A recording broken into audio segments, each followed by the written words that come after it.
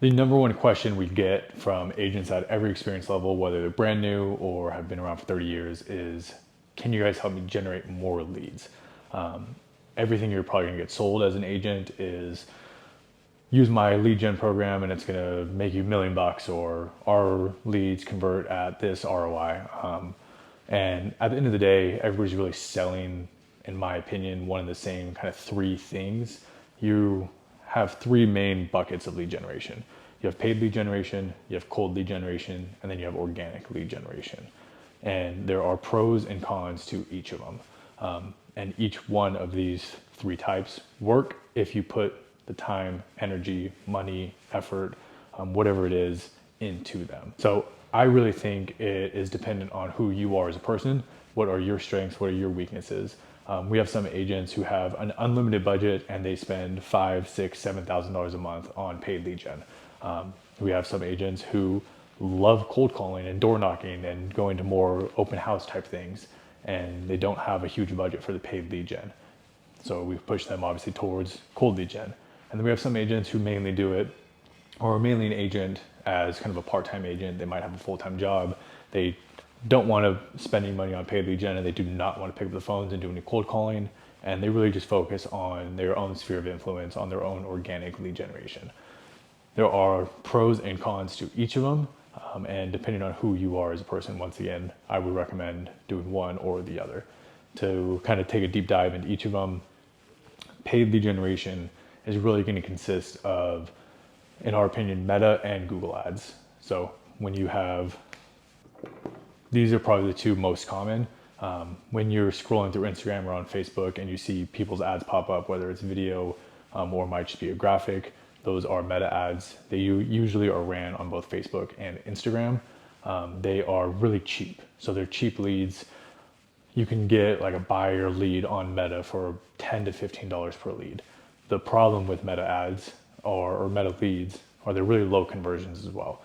There's not necessarily the intent to buy or sell. Some people are just clicking on the ad because they thought it looked pretty. Maybe they want to learn more about a program that you're promoting. They're not actively going out of their way to look for a home or look to sell a home. The good or the pros with a Meta ad is they are obviously very cheap. They can fill your pipeline from day one. So even if you have $100 a month budget, you can get probably 10 to 15 leads per month just to kind of get your feet wet into real estate, learn how to talk to leads, learn how to follow up with leads. Google ads are if you're typing in maybe homes in Carlsbad and you can see always that it's sponsored and things that are competing with like Zillow. This is a better source of paid lead gen if you want quality leads. The leads that are going out and actually searching for homes for sale in Carlsbad, what's my home worth in Carlsbad, maybe it's a home valuation one. They have what we call search intent. So they're actually going out of their way to do something. They're not just, you're not pushing yourself in front of the lead and hoping they click on a form and fill it out. They're actively going out searching for a solution you might offer. Google leads are usually a bit more expensive. They're going to run anywhere between $50 and call it $200 per lead because it's just it's a much smaller audience. Once again, pros and cons of both. If you do not have a budget or you're a brand new agent and you do not want to touch Meta and Google at all, cold is another way to kind of get in front of leads. If you're going to be doing cold outreach, I would usually recommend promoting one of the programs that Link offers, like our bundle and save program, our cash offer program, buy before you sell, as a real way to differentiate yourself from other agents off the bat. The main different types of cold outreach are going to be obviously phone calls, texts, and emails. And usually you're going to see people doing this with notice of defaults, expired listings, deaths, divorces, and for sale by owners. The issue with it is anybody who's doing cold outreach is also hitting these lists of people. I've been on a listing appointment before right after a property expired. The guy got 37 calls in about 25 minutes. So what are you going to say as an agent that's really going to differentiate yourself from the other 20, 30, 40, 50 people that are reaching out because the guy's property just expired? That's where I think if you're going to do cold outreach, you really need to nail down your scripts, nail down your value prop. What are you offering that nobody else can offer? Because if not, you're just going to be a number in a system, and I don't want to see our agents waste their time doing that. So the third is your organic lead generation. This is your social media, posting on socials, talking to your sphere of influence, doing organic outreach. There's a million different ways you can post on your social media. We're gonna have other courses really taking a deep dive into that. We're gonna have some kind of scripts and coaching on how to contact your sphere of influence. But just know that your organic is gonna be the cheapest and relatively easiest way to get business, but it's not going to be an overwhelming amount of business to start. With your organic, it really needs to snowball. My first year, I sold, I think, 2 houses, and they were from my kind of organic friends and family, people I knew. And then every year since then, it's just snowballed more and more because people see me post about real estate on social media. People know that I'm a real estate guy. When somebody asks my grandma or an aunt, oh, do you know anybody in real estate? They talk about me.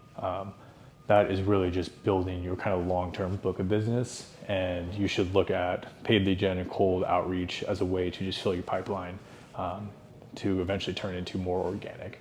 And that's going to be friends, family, referrals, people who've done business in the past with you. So these are, once again, kind of the 3 main buckets of lead generation.